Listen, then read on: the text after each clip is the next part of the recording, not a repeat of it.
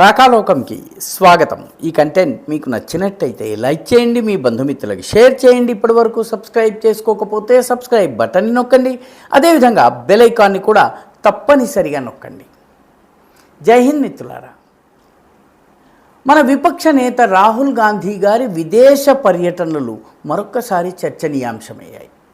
రాహుల్ గాంధీ గారు మధ్యలో హఠాత్తుగా ఈ దేశం నుంచి మాయమైపోయి మలేషియాలో తేల్తారు, లేకపోతే వియత్నాంలో తేల్తారు, లేకపోతే తాజికిస్తాన్కి లోకసభ ఎన్నికలు జరుగుతున్నటువంటి మధ్యలో ఆయన ఉజ్బెకిస్తాన్కి వెళ్ళిపోయారు.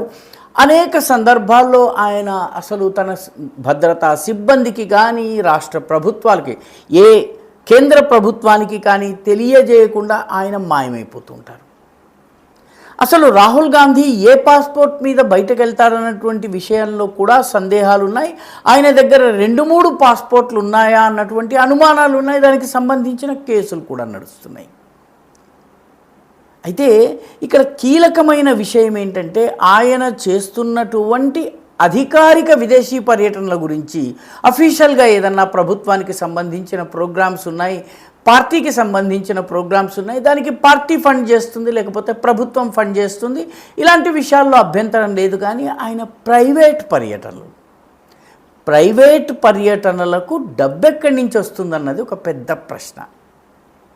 భారతీయ జనతా పార్టీ ఈ విషయాన్ని లేవనెత్తింది. గత 22 సంవత్సరాల్లో ఆయన 59 పర్సనల్ విదేశీ పర్యటనలు చేశారు. వ్యక్తిగతం, దీనిలో పార్టీకి సంబంధం లేదు, దేశానికి సంబంధం లేదు, ఎంపీగా వెళ్ళలేదు. ఆయన తన వ్యక్తిగత హోదాలో వ్యక్తిగత ఖర్చు మీద వెళ్ళారు. ఖర్చుల వివరాలు ఆయన బయట పెట్టలేదు. కానీ దీనికి అయినటువంటి ఖర్చు, దీనికి సంబంధించినటువంటి సమాచారం దొరకకుండా ఉండదు. ఆయనకి దాదాపు 60 కోట్లకు పైబడి ఖర్చు అయింది. ఈ 50కి పైబడి విదేశీ పర్యటనలు చేయడానికి, వ్యక్తిగత పర్యటనలు చేయడానికి 60 కోట్ల చిల్లర ఆయనకి ఖర్చు అయింది. అందులో కూడా తప్పులేదు. డబ్బుంది కాబట్టి ఖర్చు చేసుకోవచ్చును. కాబట్టి ఆయనకి డబ్బుంది, ఆయన ఖర్చు చేస్తున్నాడు. ఇందులో అభ్యంతరం ఏమిటని కూడా కొందరికి అనిపించవచ్చును. అయితే ఆయన స్వయంగా తన ఆదాయానికి సంబంధించినటువంటి వివరాలను ప్రతి సంవత్సరము ప్రభుత్వానికి చెప్తూ ఉంటారు. అందరము చెప్తుంటాము, ఇన్కమ్ ట్యాక్స్లో నా ఆదాయం ఇంత, నా వ్యయం ఇంత, నాకు మిగులింత, నేను ఇంతకి ట్యాక్స్ కడతానని ఏ రకంగానే చెప్తూ ఉంటామో రాహుల్ గాంధీ కూడా ఇదే రకంగా చెప్తూ వచ్చారు. ఆయన ఆదాయం అంతా కలిపితే 10-11 కోట్లు మించటం లేదు. 10-11 కోట్ల వార్షిక ఆదాయాన్ని మించని వ్యక్తి 60 కోట్ల రూపాయల విదేశీ పర్యటనలు మాత్రమే వ్యక్తిగతంగా ఎలా చేయగలుగుతున్నారు? మిగిలిందంతా కూడాను వ్యక్తిగత ఖర్చులున్నాయి, వ్యక్తిగత ప్రయాణాలున్నాయి, దేశం లోపల పర్యటనలున్నాయి, ఆయన ఆఫీస్ మెయింటెనెన్స్ ఉంది, లేకపోతే ఆయనకు సంబంధించినటువంటి నివాస భవనం మెయింటెనెన్స్ ఉంది. ఇవన్నీ ఎక్కడి నుంచి వస్తున్నాయి? ఎందుకంటే ఆయన స్వయంగా 2014-15 సంవత్సరానికి తన ఆదాయంగా ఆయన చెప్పింది 86 లక్షల రూపాయలు. అంటే నెలకి 7 లక్షల ఆదాయం నాకుంది అని చెప్పి ఆయన చెప్పారు. కానీ ఆ సంవత్సరం ఆయన వ్యక్తిగత విదేశీ పర్యటనలకు చేసినటువంటి ఖర్చు 4.5 కోట్లు.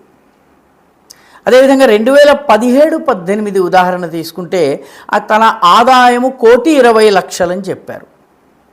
ఆయన విదేశ పర్యటనల ఖర్చు 6 కోట్లు. అంటే తన ఆదాయానికి 5 రెట్ల మించి విదేశీ పర్యటనల ఖర్చు, వ్యక్తిగత విదేశ పర్యటనల ఖర్చు. ప్రభుత్వం తరఫున కాదు ఇది, లేకపోతే అధికారికంగా జరిగినటువంటివి కావు. పర్సనల్, ఏం చేస్తున్నారు, ఎక్కడికి వెళ్తున్నారు, ఏ దేశాల్లో ఉంటున్నారు, నెల రోజులు 15 రోజులు ఏం చేస్తున్నారు, అక్కడి ఖర్చులు ఎవరు భరిస్తున్నారు, దీంతో సంబంధం లేదు. కానీ ఆయన యొక్క పర్యటనల ఖర్చు అంతా కలిపి దాదాపు ఇంత అవుతోంది. 2018-19లో ఆదాయము 1,22,00,000, వ్యక్తిగత విదేశ పర్యటనల ఖర్చు 3.9 crore. అంటే దాదాపు 2 కన్నా ఎక్కువ. 2019-20 లోక్సభ ఎన్నికలు జరిగిన సంవత్సరం తన ఆదాయం 1,29,00,000. ఆయన చేసినటువంటి విదేశ పర్యటనల వ్యయము వ్యక్తిగత విదేశ పర్యటనల వ్యయము 4,60,00,000 అంటే కనీసము 3 రెట్లు ఎక్కువ.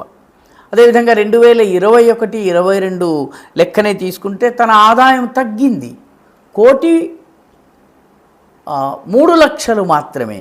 కానీ ఆయన విదేశ పర్యటనలకు చేసినటువంటి ఖర్చు 2,60,00,000. సో రాహుల్ గాంధీకి సంబంధించి విదేశ పర్యటనలకు ఫండింగ్ ఎవరు చేస్తున్నారు? ఆయన ఆదాయం అఫీషియల్గా చెప్తున్నటువంటి ఆదాయం కాక ఏదన్నా ఆదాయాన్ని ఆయన దాస్తున్నారా, లేక ఆయన వ్యక్తిగత పర్యటనల్ని ఇంకెవరైనా స్పాన్సర్ చేస్తున్నారా? భారతీయ జనతా పార్టీ సీనియర్ నాయకుడు ఎంపీ అయినటువంటి సంబిత్ పాత్ర పూర్తి సాక్ష్యాధారాలతో, పూర్తి వివరాలతో రాహుల్ గాంధీ గత 22 సంవత్సరాల్లో చేసినటువంటి అన్ని పర్యటనల వివరాల్ని ఇచ్చారు. అందులో వ్యక్తిగతమైనవి, అఫీషియల్ హోదాలో వెళ్ళినవి, వ్యక్తిగతంగా వెళ్ళినవి, ఏ ఏ దేశాలకు వెళ్ళారు, ఎన్నెన్ని రోజులు ఉన్నారు, అక్కడ ఎంత వ్యయమైంది, దీనికి సంబంధించిన పూర్తి వివరాలను ఇచ్చి ఆదాయాన్ని మించి కనీసము 6 రెట్లు ఎక్కువ ఖర్చు చేసినటువంటి రాహుల్ గాంధీకి ఈ అదనపు ఆదాయం ఎక్కడి నుంచి వస్తుంది? దీనికి ట్యాక్స్ ఎందుకు కట్టలేదు? నిజానికి కొందరు రాజకీయ నాయకులు తాము చేస్తున్నది ఎవరు పట్టించుకోరు, లేకపోతే తాము దశాబ్దాల పాటు ఈ దేశాన్ని పరిపాలించినటువంటి కుటుంబానికి చెందిన వాళ్ళం కాబట్టి తమను ఎవరు అడగరనుకుంటారు. రాహుల్ గాంధీ పాస్పోర్ట్ పైనే వివాదం నడుస్తోంది. ఆ వివాదం ప్రస్తుతం అలహాబాద్ కోర్టులో ఉంది. ఆయన దగ్గర ఎన్ని పాస్పోర్ట్లు ఉన్నాయి, లేకపోతే ఆయన పాస్పోర్ట్లో ఉన్నటువంటి పేరేమిటి, వీటిపైన వివాదం నడుస్తోంది. కోర్టులో కేసు కూడా ఉన్నది.